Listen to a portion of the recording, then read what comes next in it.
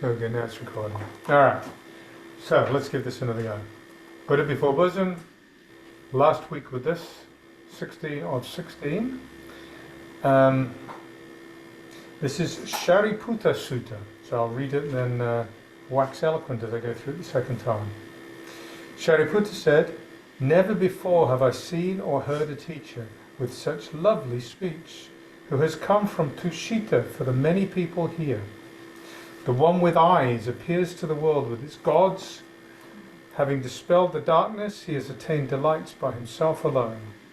To that Buddha, who is independent, not deceitful, who is thus, who has come with his followers, I ask a question for those in bondage here. For a disaffected monastic who frequents empty sitting places, the foot of trees, cemeteries, and mountain caves, how many terrors are there at which a monastic shouldn't tremble, sleeping in high and low places, living in quiet places? How many dangers of the world should be mastered by the monastic, living in remote dwellings, going where never gone before? For resolute monastics, how should they speak? What should be the field of their activity? What should be their precepts and religious practices? What training should they take on? Those who are solitary, wise and mindful to purify their own impurities, as a silversmith would that of silver." Sariputta, said the Blessed One, so the Buddha is now answering, "I will tell you, who already knows, what is comfort for someone disaffected, who frequents secluded places, who desires awakening in accord with the Dharma. Wise monastics, mindful and living restrained, shouldn't fear the 5 fears: houseflies, mosquitoes, snakes, human contact, and 4-footed beings. They shouldn't fear followers of other teachings, even when seeing much that is frightful in them.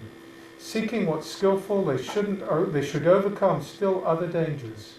They should endure cold and extreme heat, and contact with sickness, hunger, and thirst. Touched by these in many ways, they, homeless ones, should make effort and be firm in their exertion. They shouldn't steal or lie. They shouldn't touch with loving kindness those who tremble and those who are firm. Whatever disturbance they know in their minds, they should dispel, thinking it belongs to the dark side. They shouldn't be influenced by anger and conceit. They should live having uprooted these. Masters, they would overcome what's cherished and what's not. Revering wisdom, delighting in what's admirable, they should eliminate those dangers. In remote settings, they should vanquish discontent. They should conquer the 4 reasons for despair. What will I eat? Where will I eat? I have slept so badly, where will I sleep tonight? Those who wander homeless, who are in training, should remove these despairing thoughts. Receiving food and clothing at the right time, they know what's enough for satisfaction. Guarded in these things and restrained in villages, even when offended, they say nothing harsh. Eyes downcast, not agitated, practicing meditation, they should be ever wakeful. Composed and equanimous, they should cut off doubt and worry. Mindful, they would be happy when reprimanded. They would destroy their surliness towards others in the holy life. They would speak skillfully, but not excessively, and not think about things people gossip about. Furthermore, mindfully, they should train to remove the 5 stains of the world. They should conquer passion for forms, sounds, tastes, smell, and touch. Monastics, mindful with well-liberated minds, would subdue desire for these things, examining the perfect Dharma at the right time. Becoming concentrated, they should obliterate the darkness." Okay, there we go. So this is very different than anything else that we've read in this little book. Very different in a couple of ways. The first one, this is the longest exchange.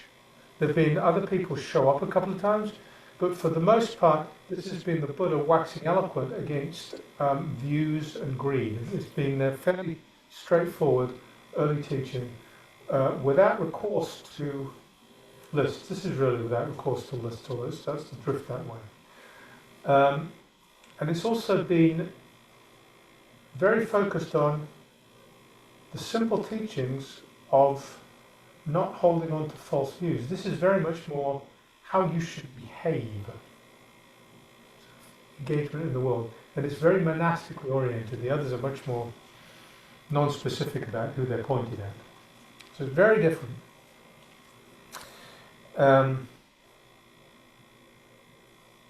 we start with Sariputta, who's one of the Buddha's two main disciples, he and Magdalena. Sariputta, and there's a trope that we'll get to in a minute. We'll get to this in a minute. So Sariputta said, "Never before have I seen or heard a teacher with such lovely speech who has come from Tushita." The idea, Tushita is Tushita heaven, the highest heaven, and all Buddhas are born from Tushita heaven, so it's just a reference to that. They're born from their previous birth into Tushita heaven, and then when they come to this realm, they're born from Tushita heaven. For the many people here, the one with eyes, one who can see clearly the suffering of the world, appears to the world with its gods, having dispelled the darkness, he's attained delight by himself alone. The darkness is simply our own vexations, our own stresses, our own dukkha. So having eliminated his suffering. To that Buddha who is independent, not deceitful, who is thus, Buddha who is independent, whose happiness is not dependent on anything in the world, who is not swayed. It doesn't mean they're not,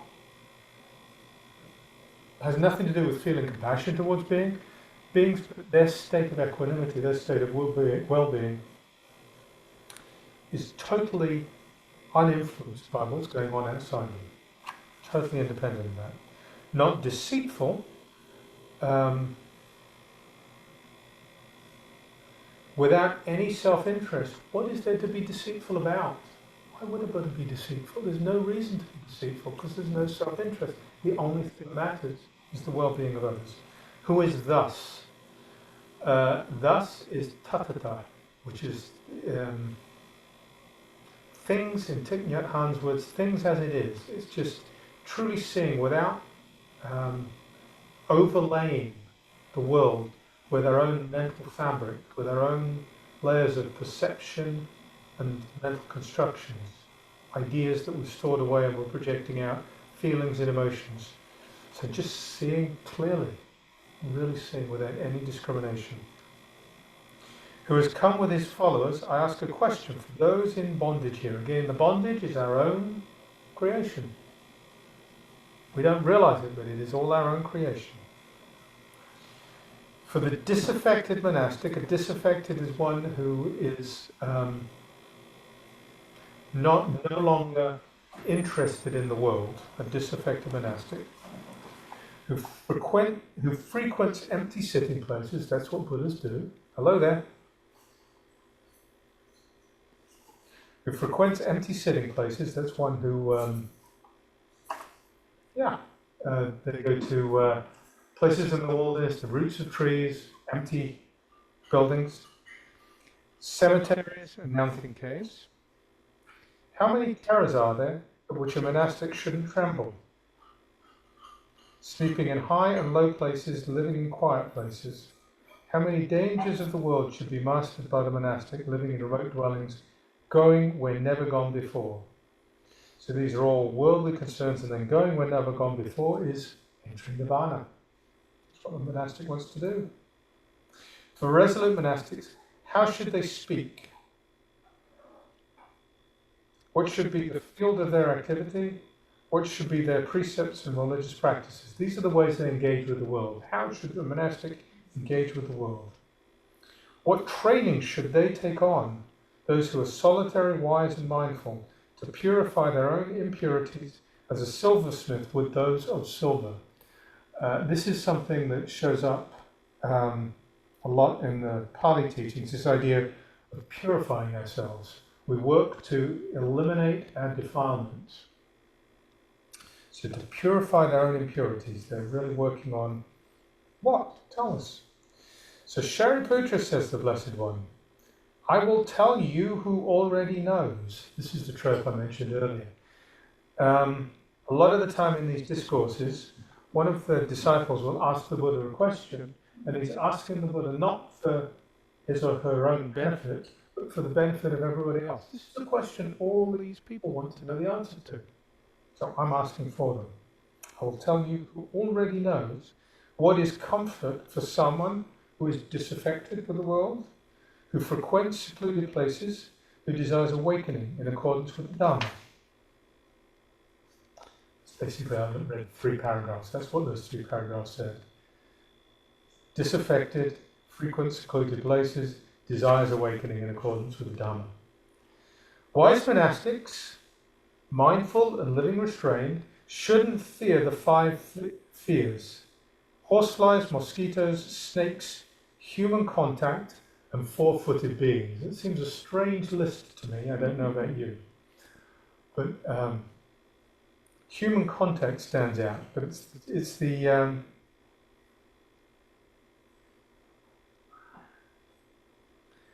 very practical, everyday, ordinary fears. Fear of getting hurt, fear of hurting others. They shouldn't fear the followers of other teachings, even when seeing much that's frightful to them. I'm wondering if fear is really the right valence here, being put off with. Seeing what's skillful, they should overcome still other dangers.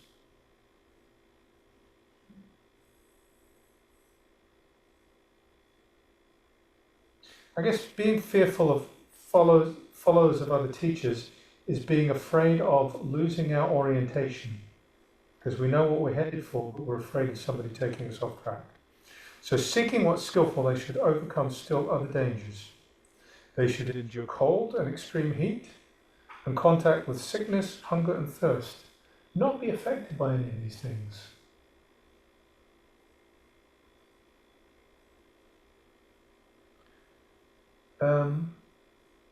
Because really, when we're affected by cold, extreme heat, contact with sickness, hunger and thirst,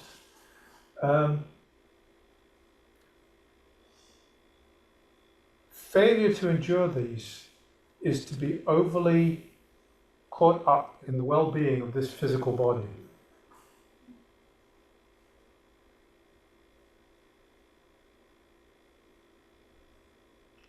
Being cold is no big deal. It's just not. And being hot's no big deal. There was, I think it was Eli Wiesel. Survivor of concentration camps, German Nazi concentration camps. Horrible life in concentration camps. Came out and won a Nobel Peace Prize and became a psychiatrist and did wonderful things. And when asked how he survived the concentration camps, he said, they can do whatever they like to my body, but they can't touch my mind.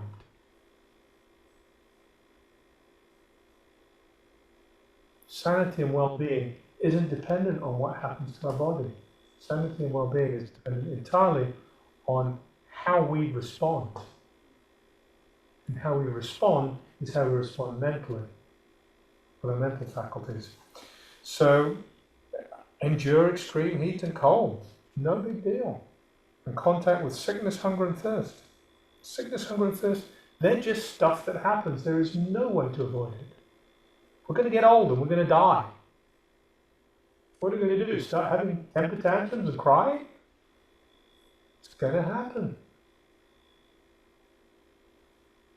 Touched by these in many ways, they, homeless ones, should make effort and be firm in their exertion. We have trained ourselves, and in this way of thinking, we've trained ourselves over many, countless lifetimes. We've trained ourselves in this way of having this defensive posture to our ego, to our body, to this thing we hold separate from the rest of the world. We can retrain that. We can retrain that. And by our exertion, practice. They shouldn't steal or lie. Stealing and lying come from a sense of separation for others. There is a reason for stealing and lying, and it's about protecting me. And if it's not, no, I'm doing it for that person's good, it's your idea of what's good for that person. You've got something you're creating here that you're protecting and holding on to. So stealing and lying come from that place, and they reinforce that separation. Stealing and lying strengthen that barrier that separates. They should touch with loving kindness those who tremble, and those who are firm, everybody. The only mode of engagement with anybody is love and kindness. It's the only legitimate mode of engagement. If somebody's doing something wrong, you can correct that, but do so with an attitude of love and kindness. Whatever disturbances they know in their minds, they should dispel, thinking it belongs to the dark side being our vexations, the stresses we cause ourselves, right? Whatever problems there are with the mind, we can let go of those in just the same way that we can let go of any problems that we have with hunger, sickness, old age, death, excessive heat, excessive cold. They shouldn't be influenced by anger and conceit. Okay, what is there to influence? If I don't hold on to an ego, there's nobody to get angry. Sometimes a situation calls for harsh response. And that harsh response can arise spontaneously. A very firm response that is appropriate when a child is about to run into the road, you yell, "Stop!" It jolts, right? But you're not angry, you're not holding on to anything. It's done because it's appropriate to the situation. There's a story I came across where somebody walked into a temple, a monastic, and they were clearly in a state of mind and body where they were intent on causing some harm. They had a stick or something, and they were going. And so the senior monk, who was I think down, big guy, 6'4", big burly person, picked up a stick and just started walking towards this person. Ran out, and the monk then put the stick down and just burst out laughing. It's a necessary response, but it doesn't come from anything being held on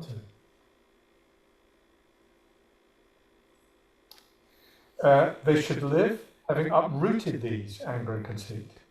Masters, they would overcome what's cherished and what's not. The middle path, the Buddha teaches the middle path. It is the path is described as the path between two extremes. It's really not the path between two extremes. It's the path that avoids two extremes. It doesn't go between them. It avoids two extremes. It avoids the extreme of existence and non-existence, which have the valence of liking, desiring, wanting, thinking it's good, and the side of rejecting, discarding, thinking it's bad. So we avoid these two extremes. Doesn't mean we take a little bit of this and a little bit of that. We avoid those two. There's no desire to create, no desire to end, no desire to cherish, no desire to not cherish. Just this pure equanimity. So completely, it's a third path. You drop out of this plane, navigate a third path.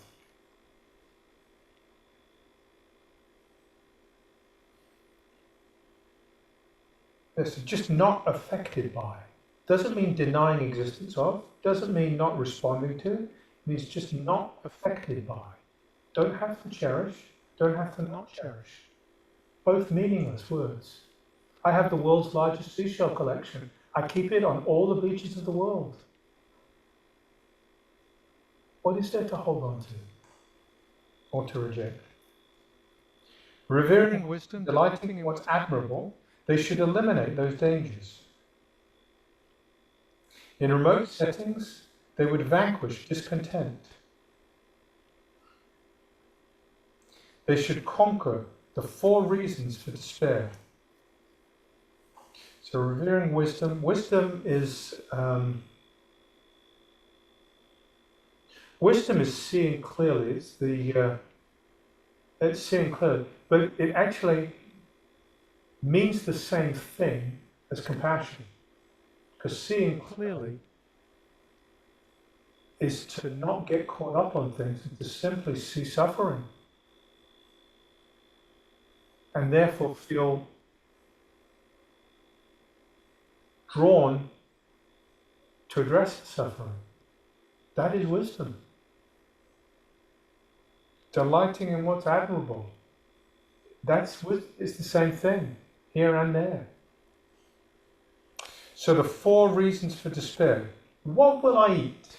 Where will I eat? I have slept so badly. Where will I sleep tonight?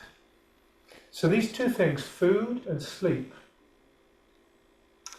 in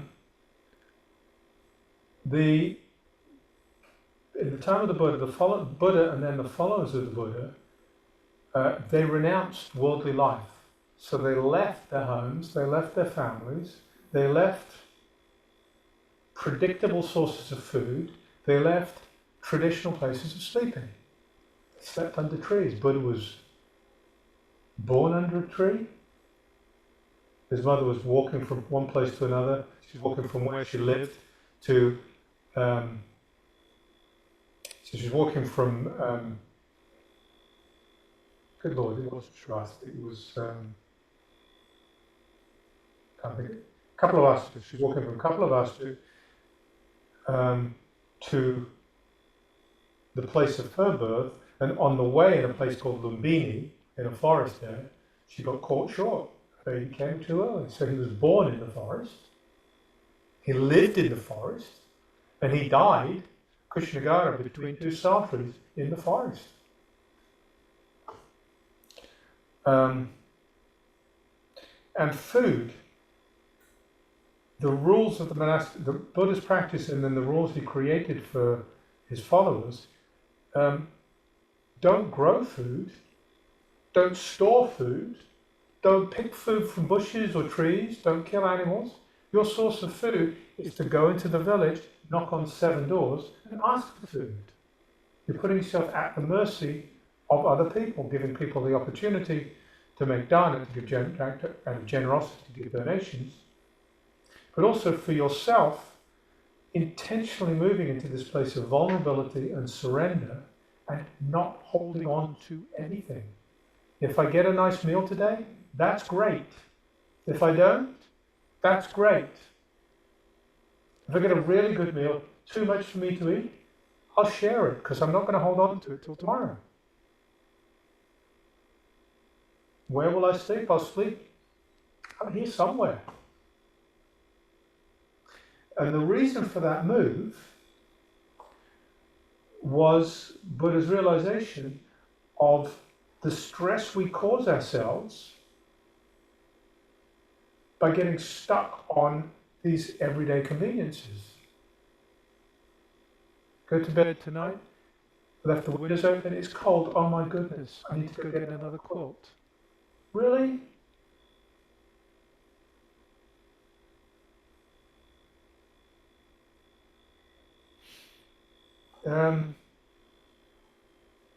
Stored all this food stored in the fridge, and some of it starts going off. And we get caught up on all that food and all these everyday conveniences. So this isn't about saying don't eat, don't sleep. Just don't get caught up on any of this stuff. Happiness, state of satisfaction, state of contentment is not dependent on these things. You can be perfectly content with a stomach that hasn't been fed for 3 days. Perfectly content. You can be perfectly content with a stomach that hasn't been fed for 20 days. There's a religious tradition, the Jain tradition, when they decide it's their time, they fast to death. That's a heavily ascetic tradition, so the whole idea of eating is a very difficult one for that tradition anyway, because to eat you are dying, and there are bugs on everything, so you're eating bugs. So this idea of fasting is really a deep respect for their very stern precepts. But it's a way, it's a way of honouring this world as we leave it, and it's not done to create suffering. Quite the opposite.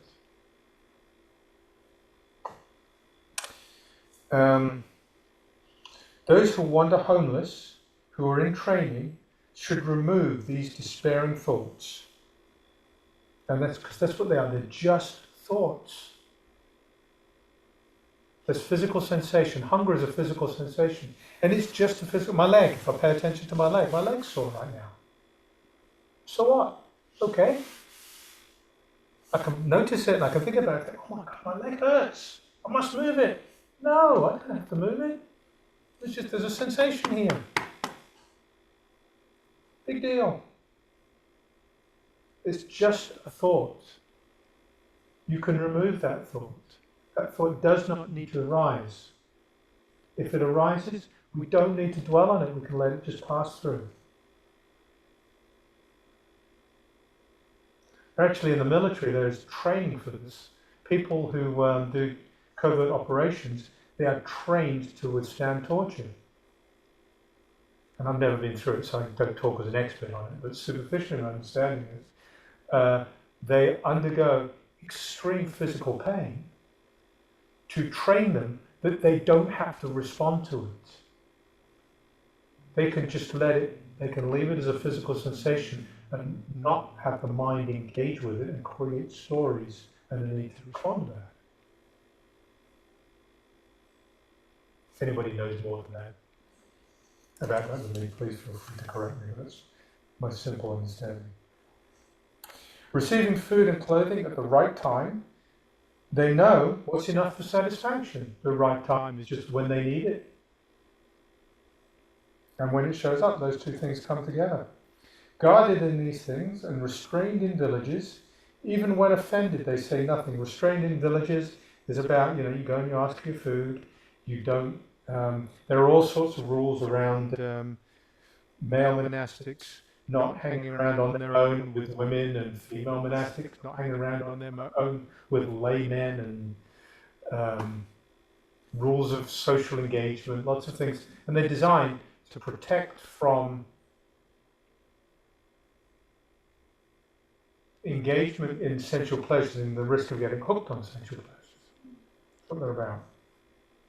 So that's what this is talking about, when guarded in these things and restrained in villages. These are the restraints. Even when offended, they say nothing harsh. When offended, thank you, you have just spotted, you've pointed out something that I need to be concerned about and I need to work on. Thank you. Yes, you said it in a way that maybe was a little clumsy, but that's okay. I appreciate that.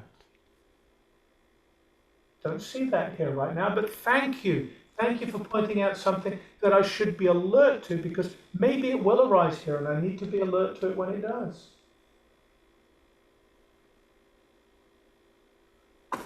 There's a story of, this is one of Clay's favourite stories, one that's your favourite, it's one you've cited a couple of times, Clay, where the Buddha somebody insulted the Buddha. He said, so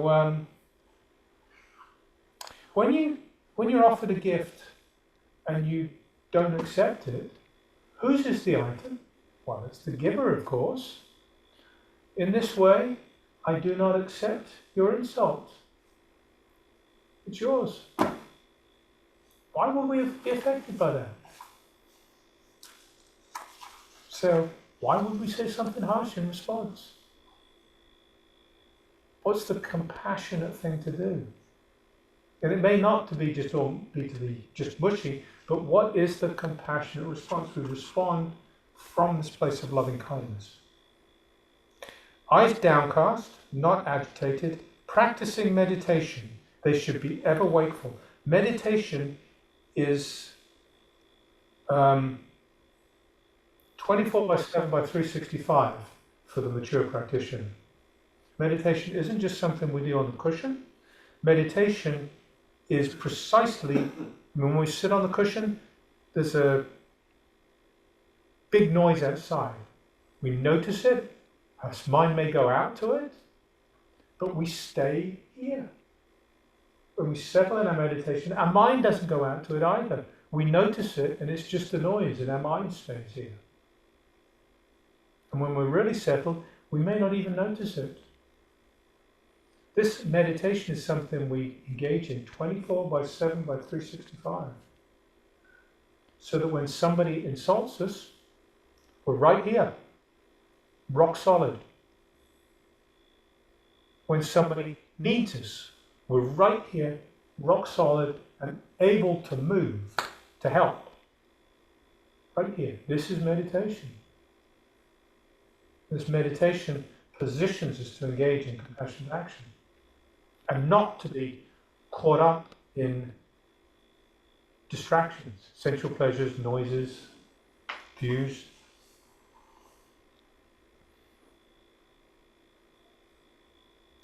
Mindful, they would be happy when reprimanded. They would destroy their surliness towards others in the holy life. They would speak skillfully, but not excessively, and not think about things people gossip about. These are all just attributes of this same way of behaving I've been talking about.